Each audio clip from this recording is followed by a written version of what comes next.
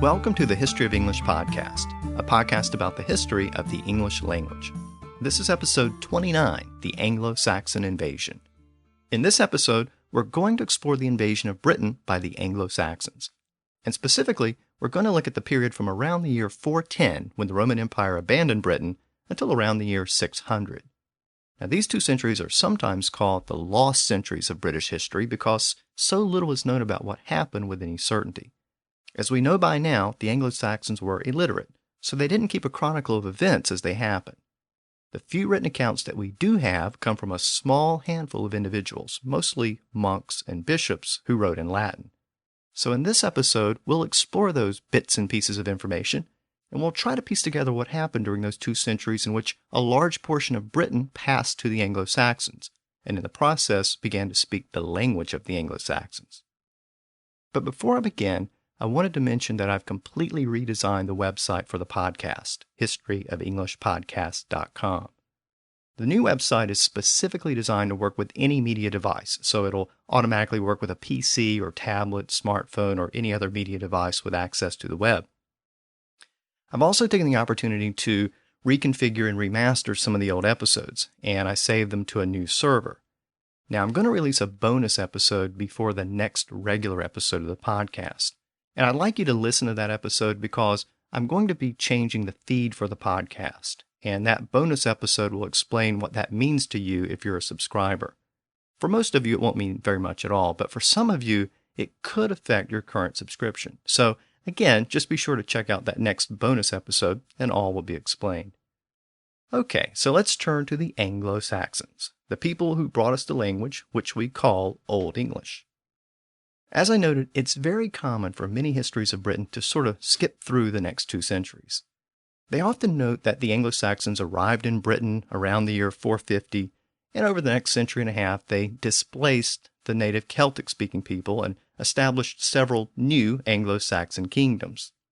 And while there's some very interesting stories about what happened during this period, it's difficult to determine how much is legend and how much is actual history. For example, the ultimate origins of the story of King Arthur date from this period. But even today, historians disagree as to whether there really was a leader named Arthur who fought against the invading Anglo-Saxons. Ironically, Arthur was originally said to be a leader who fought against the English, or Anglo-Saxons. It would take many centuries for the stories of Arthur to develop into the full-fledged legend of King Arthur that we have today, and that's the real problem with this period of history, separating fact from legend. So I've decided to approach this period of history by turning to the actual sources. I'm going to take you through what we actually know about this period, based upon the various scraps of evidence that we have, including both the limited written evidence and the archaeological evidence. So this episode will be a true history episode. We'll begin the story with the year 410, the year that the crumbling Roman Empire abandoned Britain. With the Romans focused on events taking place in continental Europe, the Romanized Britons had to fend for themselves, and there were lots of challenges on the horizon. The Picts and the Scots were threatening from the north, and various Germanic tribes like the Angles and Saxons were threatening from the south and the east. So let's consider what things were like around this time in southern and central Britain. First of all, since this is a podcast about language, let's consider what the region was like linguistically. Since the arrival of the Romans a few centuries earlier, the use of Latin had spread throughout Roman Britain. But its influence was greatest in the towns and cities, where Roman influences in general were greater. Latin was made the official language of Roman Britain, and that meant that the governing classes and administrators spoke Latin. And many of the soldiers stationed there spoke Latin as well, and the traders who passed through the region, a lot of them also spoke Latin. And even some of the better educated natives learned and spoke Latin. But all of that basically meant that Latin was spoken in and around the Roman-occupied towns and cities. But outside of the towns and cities, out in the rural areas, most Britons continued to speak the native Celtic languages. And even though Latin was more common in the towns and cities, we have to keep in mind what we mean by the term city during this period.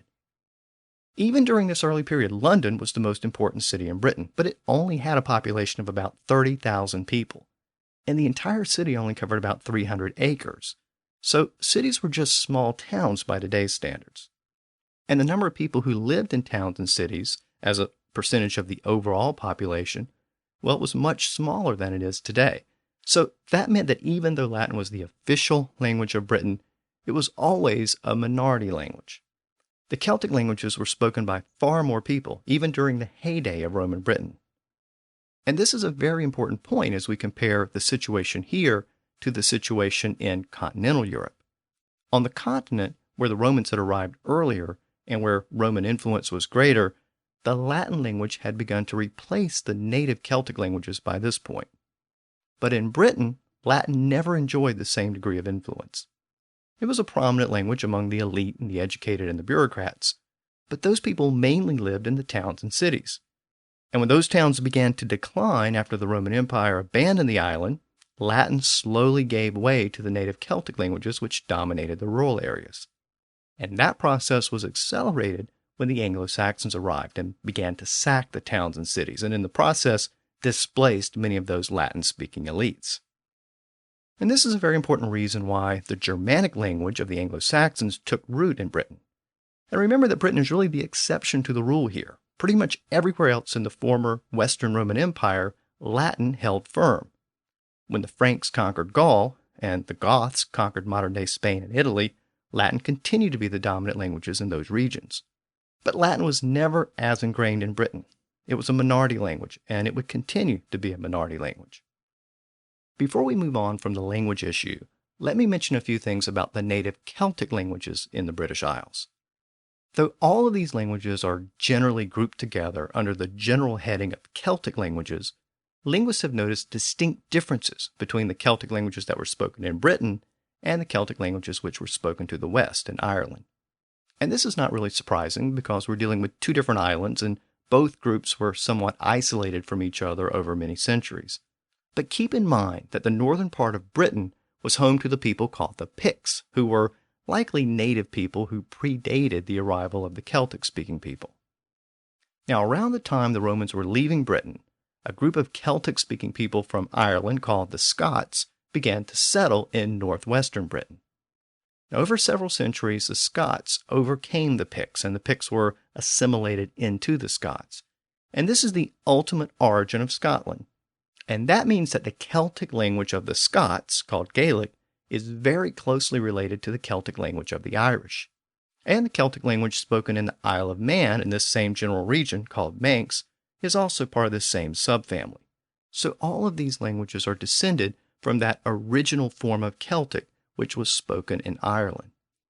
But remember that that particular form of Celtic was different from the Celtic dialects spoken in Britain. So the Gaelic language of the Scots displaced the native language of the Picts in the north, and the Germanic language of the Anglo-Saxons displaced the native Celtic languages in central and southern Britain. That left the Celtic languages in the far west of Britain, in the region we know today as Wales. And it also left the Celtic language in the southwestern peninsula of Britain known as Cornwall. Now, Welsh still survives today, but Cornish no longer exists as a spoken language. So these languages in western Britain were descended from the Celtic languages spoken in Britain when the Anglo-Saxons arrived, and they form part of a separate subfamily of Celtic languages. And I wanted to make that point because even though Scottish Gaelic is spoken today in northern Britain, it isn't actually descended from the original Celtic languages of Britain. Its roots are in Ireland. So we've looked at the general decline of Latin relative to the native Celtic languages. But it wasn't just the language of the Romans that was beginning to decline during this period around the year 410. The economy and the culture of the Romans was also beginning to experience a general decline. Back in episode 19, I discussed the Romanization of Britain, and I mentioned how the economy of the region had actually flourished in the decades and centuries that followed the arrival of the Romans.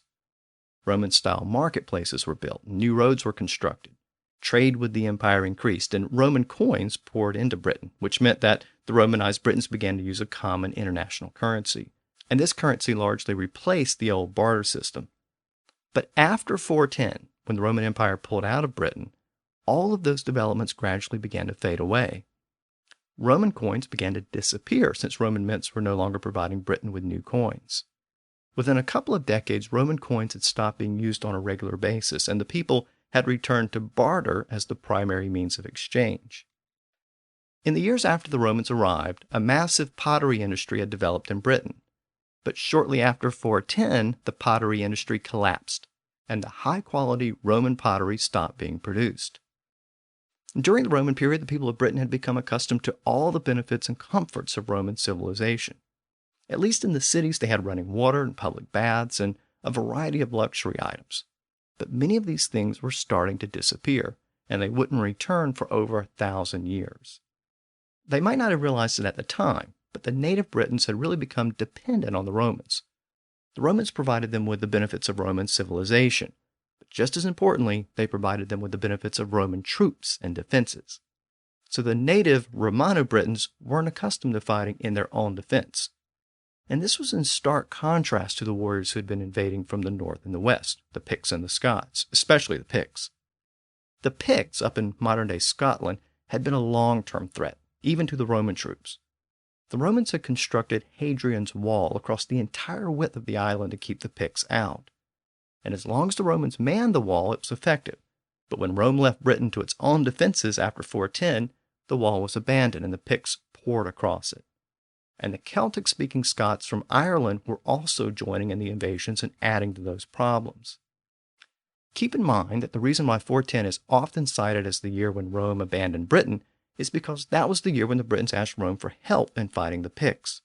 And Rome said, sorry, we've got our hands full with the Goths and other tribes here on the continent. Now, even though the Pictish threat was growing to the north, the native Romano-Britons fared pretty well for a while. And even the economy held on for a couple of decades. And the reason why we know that the decline was actually very gradual at first is because we have a written account from around the year 429, which gives us our first insight into the situation in Britain in the years after the Romans abandoned the island. Around that year, 429, a couple of decades after the Romans left, a bishop named Germanus arrived in Britain from Gaul. And a second-hand written account of his trip provides some details about the situation on the ground. The account was written a few decades later as part of a general biography of Germanus, and it indicates that he encountered a mostly wealthy island, that's a quote, with communities that were still thriving. Trade at the port in London, which was then called Londinium, was still active. People were still making and selling local crafts. The biography also indicates that there were many highly educated people and that many of them could speak Latin. So at least a couple of decades later, things hadn't changed all that much. But the account also indicates that there were foreign invaders on the horizon, and that included both Picts and Saxons. The Britons were actively engaged in fighting them, but the Picts were only a threat in the northern border regions, and the Saxons were only a threat along the coast. They weren't really considered a threat to the fortified towns at this point. Now, Germanus arrived as a preacher, but he had previously been a soldier and military governor in Gaul. And while in Britain, he reorganized the local militias, and he taught them how to fight battles in the traditional Roman fashion. According to his biography, he actually led a group of Britons in a successful battle against Saxon invaders during this period. Now, we don't know for certain whether that story is true, but we can take from this account that the Britons were fighting the invaders and apparently having some success at this early point. Now, unfortunately, that's about all we get from the biography of Germanus, but it's enough to get a general sense that Britain was still doing okay a couple of decades after the empire abandoned the region. And this account is consistent with the archaeological evidence as well. There's no evidence of any permanent Saxon settlements in Britain until around the years 430 to 440, so that would be the decade after Germanus visited. And even then, those original settlements were very sparse. So for a few decades, the decline of Britain was very gradual and the outside threats were managed. After Germanus left, we don't have a contemporary written account from within Britain itself for over a century, so it becomes increasingly difficult to pinpoint exactly what happened next. But it appears that the Saxon and Pictish invasions increased significantly in the next few years after Germanus left, and for the first time, the archaeological evidence confirms the existence of permanent Saxon settlements. Those settlements began to pop up during the decade that followed that visit by Germanus. So, what happened after Germanus left? Did the Saxons simply overwhelm the Britons? Well, maybe. Our next piece of evidence is a letter written sometime between 446 and 454 by a group of Britons to a Roman general in Gaul who was busy trying to repel Attila the Hun from that region. The letter was a plea for help, and it was quoted by later writers like Gildas and Bede, who I'll discuss later. The letter was addressed to this particular general in Gaul, who was in power there from 446 to 454, so that's why we have a general time frame for the date of that letter. So that means the letter was written around 20 years after Germanus left, give or take a few years.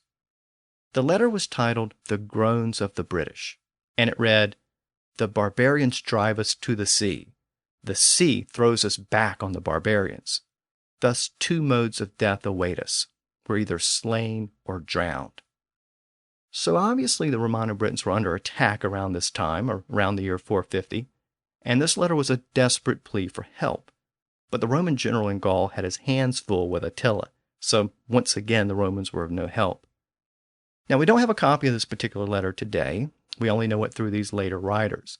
But since it was quoted, historians believe the letter actually existed, and those later writers had access to it, or at least a copy of it. And this particular letter may actually be pinpointing the time when the Anglo-Saxon invasion was beginning to explode across eastern and southern Britain. And as we'll see shortly, later historians also identify this period, the middle of the 5th century, as the real beginning of the Anglo-Saxon invasion. So from the account of Germanus' visit around 429 to this particular letter, which was written sometime around 450, the situation had changed dramatically in Britain. So what happened during this intervening 20-year period to cause the situation to deteriorate so much? At the beginning of that period, Roman society still existed in Britain, at least in the inland cities, and the foreign threats were manageable. But now they were desperate for help. But who were these invaders? Were they Picts and Scots pouring in from the north? Or were they Saxons invading from the coast? Or were they both? Well, we have another written source from this same general time frame which sheds some light on that question. Around this time in Gaul, a chronicle was being maintained. And we don't know for certain who wrote the chronicle, but it likely originated from a monastery in southern Gaul. The original manuscript has long since been lost, but it survives in the form of a later medieval French copy from the 9th or 10th century. The chronicle is called the Golic Chronicle of 452, because that's the year of the last entry, but it contains entries for earlier years as well. And for the year 441, the chronicle contains the following entry. The Britons, which to this time had suffered from various disasters and misfortunes, are reduced to the power of the Saxons. So according to this chronicle, the Golic Chronicle, it was the Saxons who were in the process of conquering the island. And presumably, it was the Saxon threat which led to that letter to the Roman general in Gaul around the same time. Now, modern historians have a field day with these dates. As I said, the chronicle itself is dated to the year 452, so that time is completely consistent with the letter pleading for help. But the chronicle places the entry I just read under the year 441, a decade earlier. Now, most later historians have tended to dismiss this date of 441 as being a little too early given the other sources. And in fact, the dates for other events in the Golic Chronicle are indeed off by a few years given other more reliable sources. But I just wanted to note that this is one of the sources relied upon by those who believe that the Saxon conquest happened a little bit earlier. For our purposes, it isn't really important to put a specific date on the events, and as I discussed in the last episode, the Anglo-Saxon conquest was a gradual event. It didn't just begin in one particular year. So rather than focusing on the dating inconsistencies, the more important point is that this Golic Chronicle confirms that the plea for help around 450 occurred at the same time that the Saxons were conquering the island. And both of those documents paint the same picture of native Britons rapidly falling to the invading Saxons. But again, they don't provide us with any real details, but we do have some archaeological evidence from this same time period. As I noted, the archaeological evidence confirms the existence of the first permanent Saxon settlements in Britain during this period. So we know that the Saxons were no longer just raiding. They were now settling in Britain and becoming permanent residents. In fact, about 30 years ago, a small gold medallion was found in a field near Suffolk in eastern England. Archaeologists believe the medallion was dropped or buried there between the years 450 and 480, so right in this same time frame. The same time frame as the Golic Chronicle and that letter to the Roman general in Gaul pleading for help. Now, what's interesting about this particular medallion is that it bears a Germanic runic inscription, which reads, "This she-wolf is a reward to my kinsman." Now, it may not be Shakespeare, but it is the earliest known Anglo-Saxon inscription in Britain, and that makes it the first known sentence in the English language. And that means that English was on the ground, literally on the ground, around the year 450 or soon thereafter. The archaeological evidence also shows that some Britons were beginning to flee the southern coast of Britain during this period, and they were actually beginning to head south across the Channel into northern Gaul. If the Roman general in Gaul wouldn't come to their aid, well, they would just head to Gaul, where maybe they would be safe from the Anglo-Saxons. And these Britons established a new home in the northwestern part of Gaul, and this region came to be known as Brittany. And that name's not a coincidence. The name Brittany comes from the fact that it was settled by refugees from Britain. In fact, there's evidence that both regions were called Britannia very early on. Now, in an upcoming episode, I'm going to look at the expansion of the Franks throughout northern Gaul and the impact that their language had on French and then later had on English. In fact, I'm going to explore the etymology of a lot of English words which can be traced back to the Germanic Franks. But for now, we just need to keep in mind that the Frankish invasion of Gaul was happening around the same time as the early Anglo-Saxon invasion of Britain. But at the same time that the Franks were expanding westward, the fleeing Britons were expanding into the same general region in the northern part of Gaul. So the emerging region of Brittany in northwestern Gaul remained distinct from the expanding Frankish territory. And we get another scrap of written evidence from around this same time period which confirms that the exodus from Britain to northern Gaul was occurring. The evidence comes to us in the form of 2 letters written by a bishop in Gaul. The bishop's name was Sidonius Apollinaris. Now, Sidonius was very active in the Catholic Church, and he corresponded with many of the prominent people of his day throughout Western Europe. And fortunately, many of his letters have survived the centuries. One of his letters is dated to the year 468. And again, as with so many of these sources, we can't be 100% sure if that date is accurate, but given the time frame in which he lived and wrote, it can't be off by very much. This particular letter was written to a friend named Vincentius, and in it, Sidonius notes that a government official in Gaul had sent a message to the Gothic king, not the Frankish king, but the Gothic king, Euric, and that letter had been intercepted. And the official's secretary had been arrested, and the secretary confirmed that the letter did indeed come from that particular official in Gaul.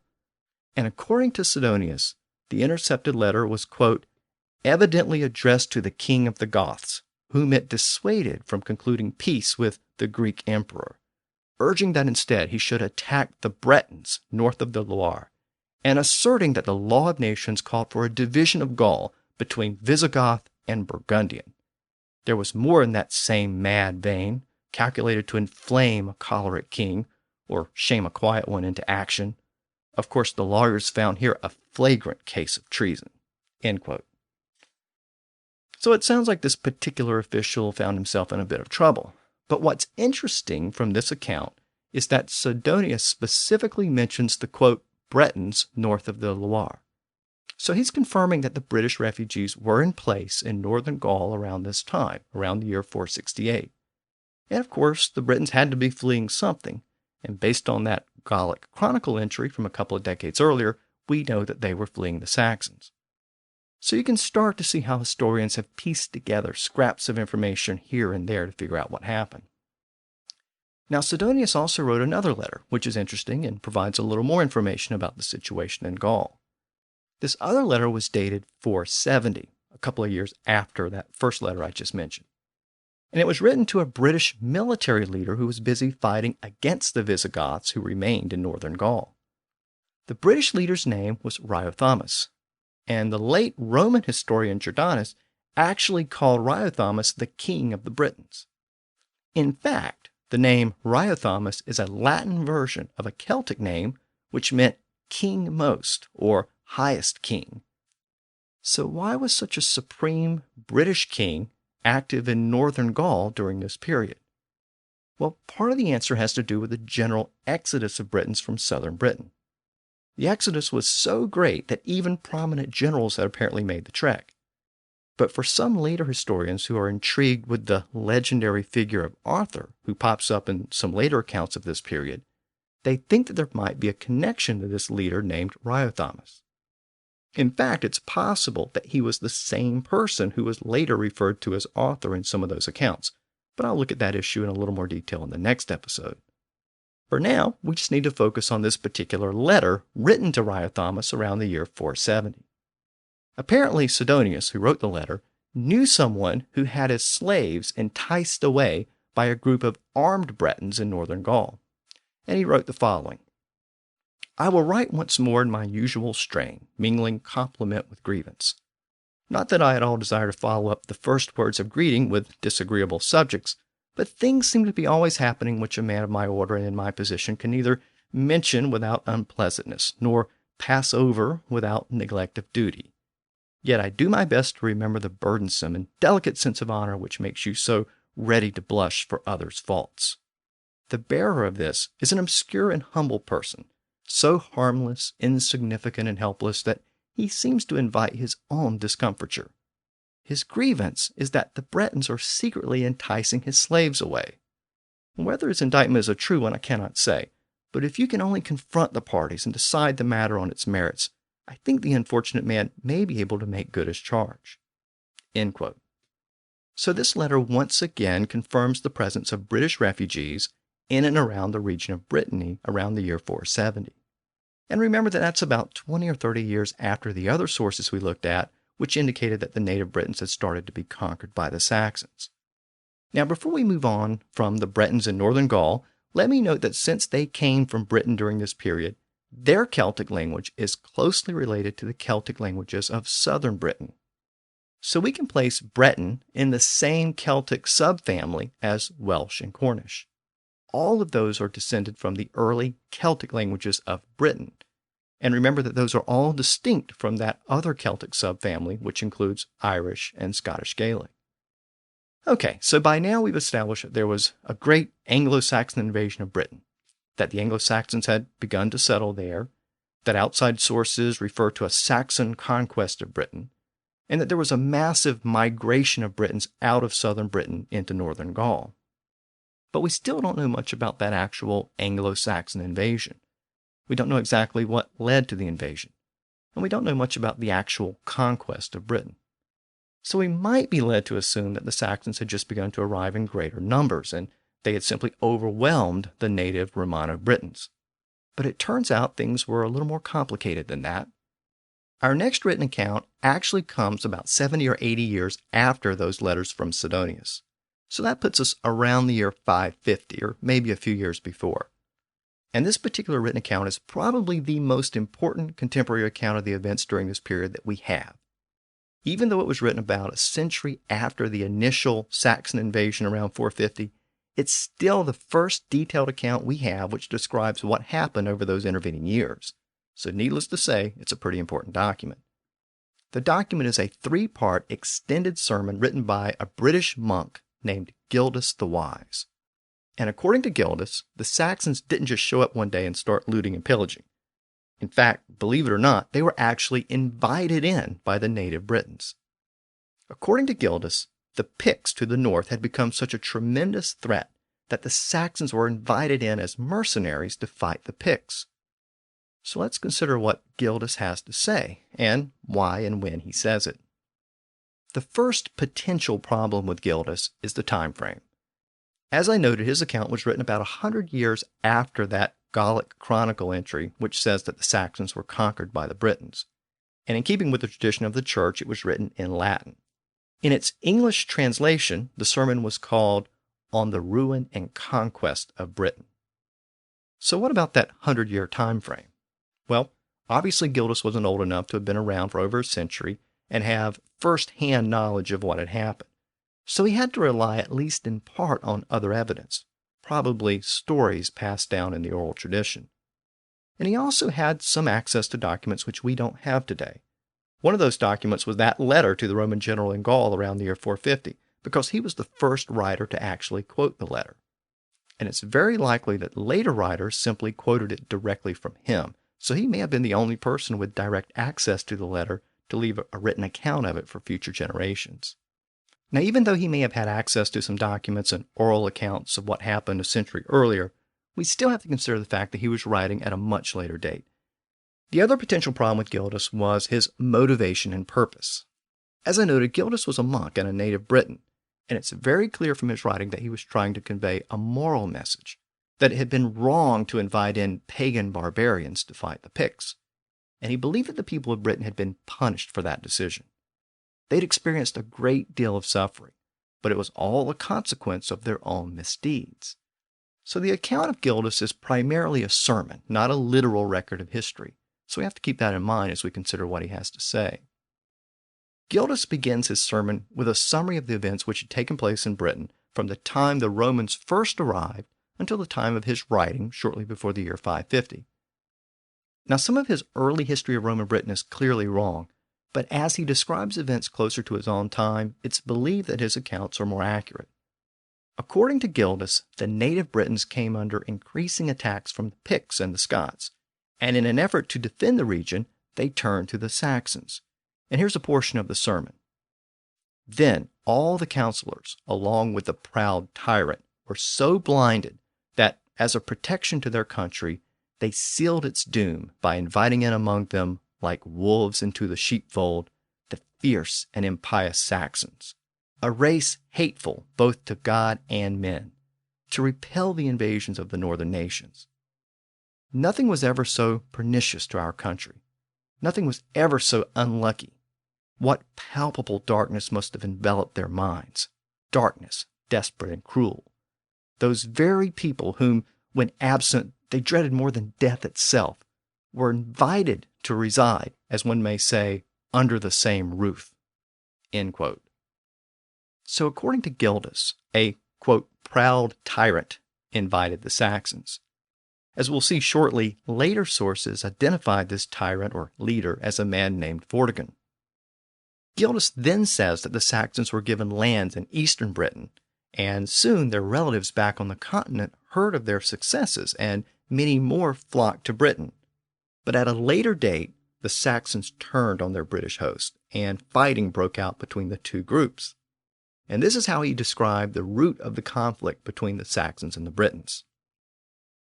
The barbarians, being thus introduced as soldiers into the island, to encounter, as they falsely said, any dangers in defense of their hospitable entertainers, obtained an allowance of provisions, which, for some time being plentifully bestowed, stopped their doggish mouths.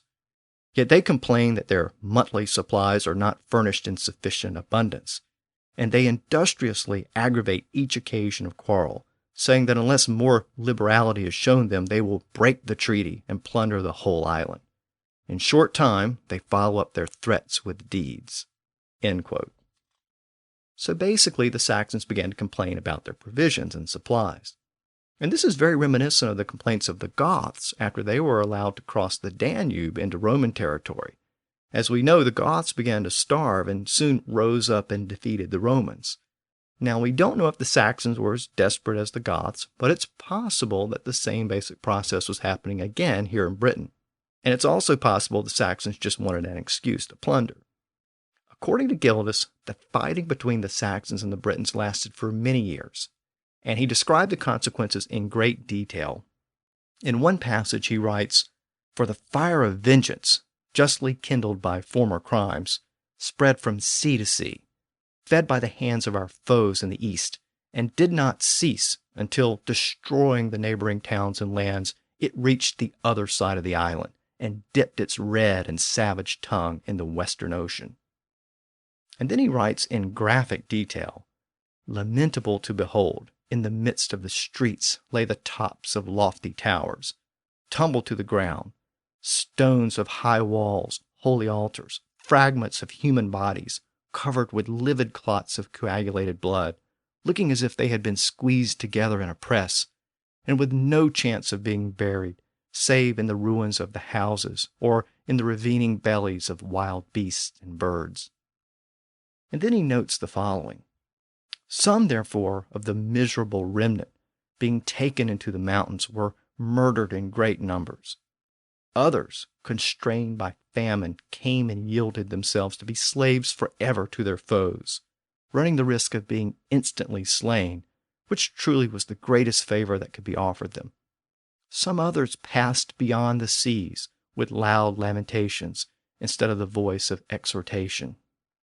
So from all of that, Gildas confirms that many of the native Britons fled the Saxon onslaught. He says that some of them fled to the western mountains, basically modern-day Wales.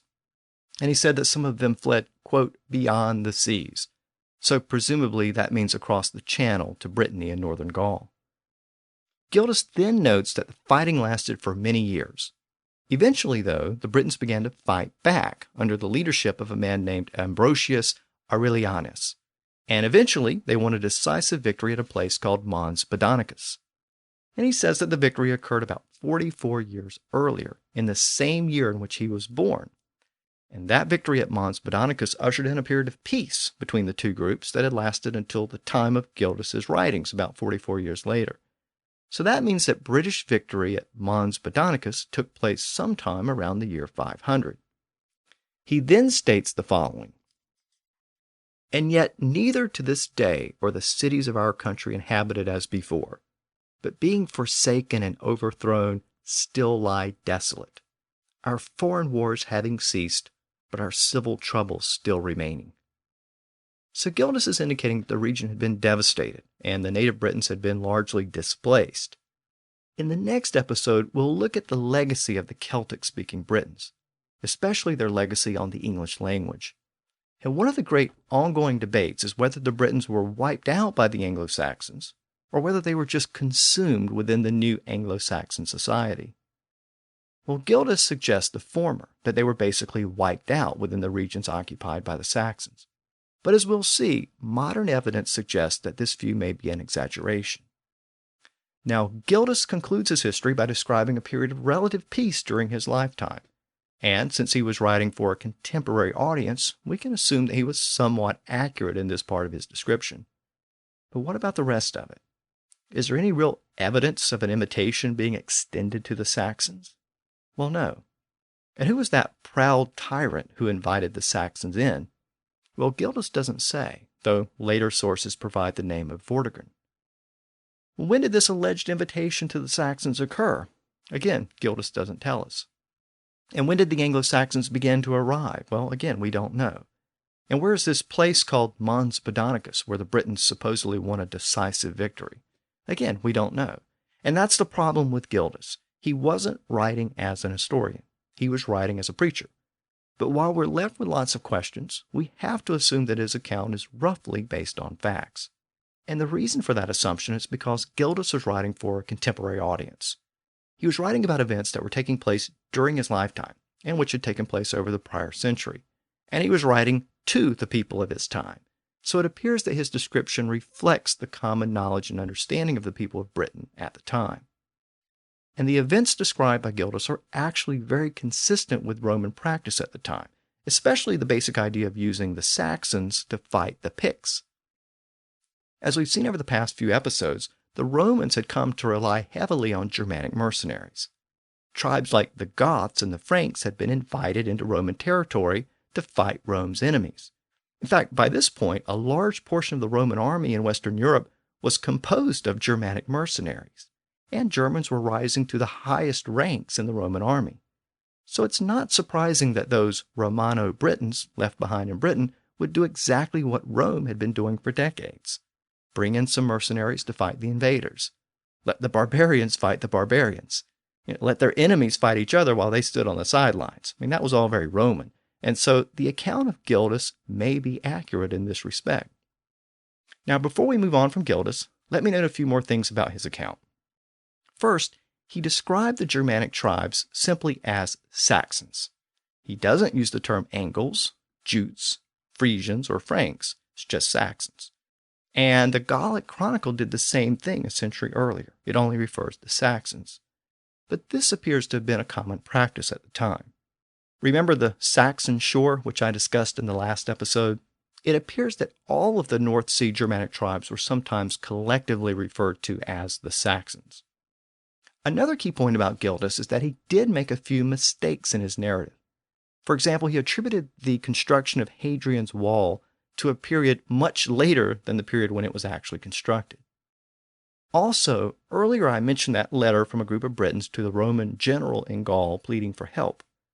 Well, Gildas quotes that letter, and that's part of the reason why we believe the letter actually existed. And we know from the dates in which the general was in power that it had to have been written around the year 450. But the letter didn't mention who the invaders were. So Gildas assumed that the invaders were the Picts and the Scots. But we know from that Golic Chronicle written about the same time period that it was the Saxons who were invading. So Gildas also apparently made a mistake in that regard. He also concluded his history by noting that at the time of his writings, around the year 550, that there had been an extended period of peace between the Saxons and the Britons. But archaeology suggests that the term peace, used by Gildas, must have been a relative term. Maybe it was peaceful compared to the earlier period of warfare, because the archaeological evidence suggests that skirmishes were still occurring during the time in which Gildas lived. Cemetery evidence indicates that the Saxons, or Anglo-Saxons, were still expanding westward and northward during that period. And hilltop sites in the west were also refortified during that period, and that also suggests an ongoing threat. So that's Gildas. And while we can be skeptical about some of his purported history, we also have to consider that his is really the closest thing we have to a contemporary account of the history of the Anglo-Saxon invasion. Now, after Gildas, the only other contemporary account of the events in Britain during this period comes from the Byzantine writer and historian Procopius. I actually mentioned Procopius a couple of episodes back. He was the Byzantine writer and historian in Constantinople during the time of the Emperor Justinian. And he wrote 3 histories during his lifetime, one of which was a series of scandalous stories published after his death called Anecdota, which is the origin of the word anecdote in modern English. Remember that? Well, he also wrote a history of wars of the Eastern Roman Empire. And he wrote that history around the same time that Gildas wrote that sermon we just looked at. So Procopius was a contemporary of Gildas. And in his history, Procopius mentioned a couple of things about events in Britain. Now, in order to understand what Procopius has to say, we have to consider the context in which he wrote. Remember that he was writing from Constantinople, modern-day Istanbul in Turkey. So needless to say, he wasn't exactly providing a first-hand account of events in Britain. But remember that at the same time the Anglo-Saxons were conquering parts of Britain, the Franks were expanding across northern and central Gaul. And by this point, around the year 550, the Franks had effectively conquered most of Gaul, except for that region of Brittany with the British refugees in the northwest. Around the year 553, the Franks sent some emissaries to Constantinople. And these Frankish emissaries were accompanied by some Angles as well. And this was the source of the information which Procopius included in his history. So again, we're dealing with second-hand accounts, and we have to consider the possibility of hearsay and the impact of the personal opinions of the Franks and the Angles. One thing that was confirmed by the sources is that many Britons were now living in northern Gaul, in Brittany. Procopius writes, 3 very populous nations inhabit the island of Britain, and one king is set over each of them. And the names of these nations are Angles, Frisians, and Britons, who have the same name as the island. So great apparently is the multitude of these peoples that every year in large groups they migrate from there with their women and children and go to the Franks. And they, the Franks, are settling them in what seems to be the more desolate part of their land. And as a result of this, they say they are gaining possession of the island, so that not long ago the king of the Franks actually sent some of his friends to the Emperor Justinian in Byzantium and dispatched with them the men of the Angles, claiming that this island, Britain, too is ruled by him. Such then are the matters concerning the island called Britain. So Procopius confirms the settlement of Britons in Brittany, but we already knew that. What's more interesting is the way he describes the inhabitants of Britain. Keep in mind that up to this point, other writers simply used the term Saxons. But Procopius doesn't use the term Saxons at all. He describes the residents of Britain as Britons, Angles, and Frisians. This is the first specific reference we have to those 2 groups settling in Britain. In fact, it's the only historical reference which specifically mentions the Frisians. And again, there's no mention of the Saxons, which is interesting. And he doesn't mention the Jutes either.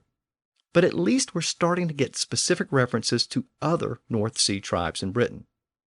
And I should also note that Procopius uses the term Britia, which has led some later scholars to wonder if he was using that term to refer to the island of Britain or the region of Brittany in northern Gaul. But I'm not going to get into that debate here.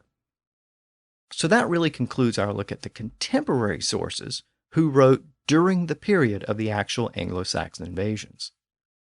The period of the Anglo-Saxon invasions, or uprising, lasted from the early 400s through the very early 600s. So the last sources we have from this period, Gildas and Procopius, they were writing around the year 550. So that's about 3/4 of the way through that period.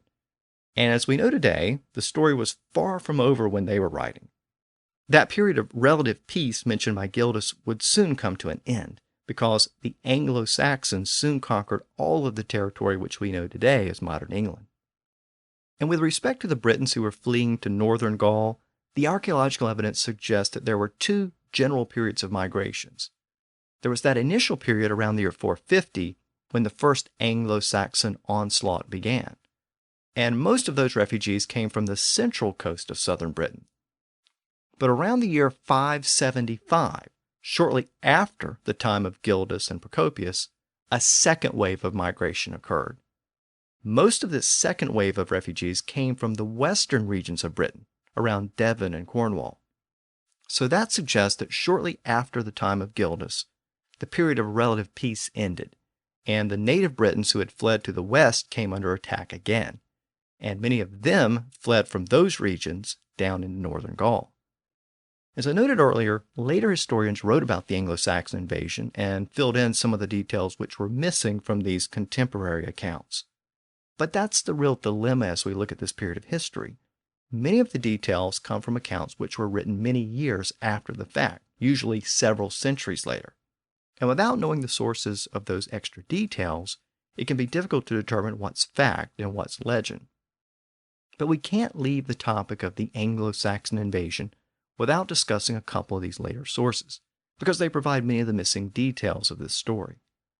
The first source is the History of England, which was written by Bede in the 8th century. The other is the Anglo-Saxon Chronicle, which began to be compiled around the year 900. And these are generally considered to be the two definitive sources of Anglo-Saxon history, since they were both written during the Anglo-Saxon period. But as it relates to the initial Anglo-Saxon invasion, both of these sources had to deal with the same problem of time, the fact that they were both written so many years after the fact. Let's start with Bede, or the Venerable Bede as he came to be known in later centuries. Bede was a monk who lived in Northumbria in northern England. And in the year 731, he completed a history of England and the English Church called the Ecclesiastical History of the English People. And this is still generally considered to be the definitive history of Anglo-Saxon England up to that point. Bede begins his history with the following description. In the year of our Lord, 449, Mardian, being made emperor with Valentinian, and the 46th from Augustus, ruled the empire 7 years. Then the nation of the Angles, or Saxons, being invited by the aforesaid king, arrived in Britain with 3 long ships, and had a place assigned to them to reside in by the same king in the eastern part of the island, that they might thus appear to be fighting for their country, whilst their real intentions were to enslave it. End quote. So Bede gives us a specific year for the arrival of the Anglo-Saxons, the year 449. And because Bede and his history were so influential, that year has become the traditional date often given for the arrival of the Anglo-Saxons. But this particular date, 449, was almost certainly a reconstructed date, and probably more of a guesstimate. In reality, as we know by now, there probably wasn't a specific date that we can look to. It was a very gradual process, not a dramatic event like the arrival of the Romans in the year 43 or the Normans in the year 1066. In fact, as I noted earlier, the archaeological evidence confirms that there were permanent Anglo-Saxon settlements in place over a decade before the date given by Bede. But it also appears that what was initially a gradual immigration did accelerate at some point. We know that a group of Britons wrote that letter to the Roman general pleading for help around the year 450. And the Golic Chronicle also mentions that Saxon conquest of Britain around the same time frame. So Bede was probably in the ballpark with that year of 449. Bede then follows the account of Gildas by stating that the Anglo-Saxons were invited in. He writes, and again this is a quote, "The newcomers received of the Britons a place to inhabit, upon condition that they should wage war against their enemies for the peace and security of the country, whilst the Britons agreed to furnish them with pay. Those who came over were of the three most powerful nations of Germany, Saxons, Angles, and Jutes.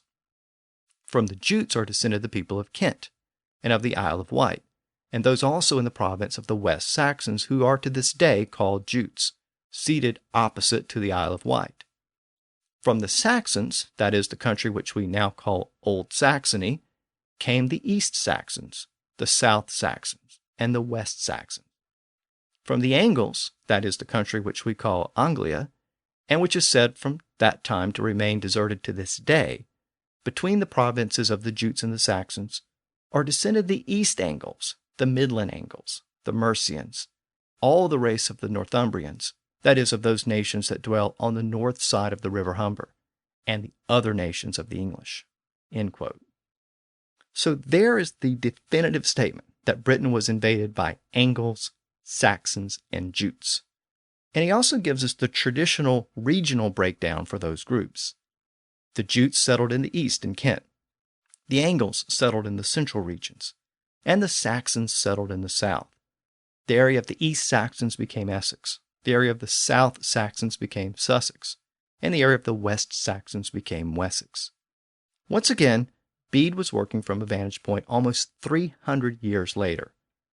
By this point, there were certainly regional differences in the dialects of the Anglo-Saxons, and the kingdoms that had emerged within these regions had distinct names as well.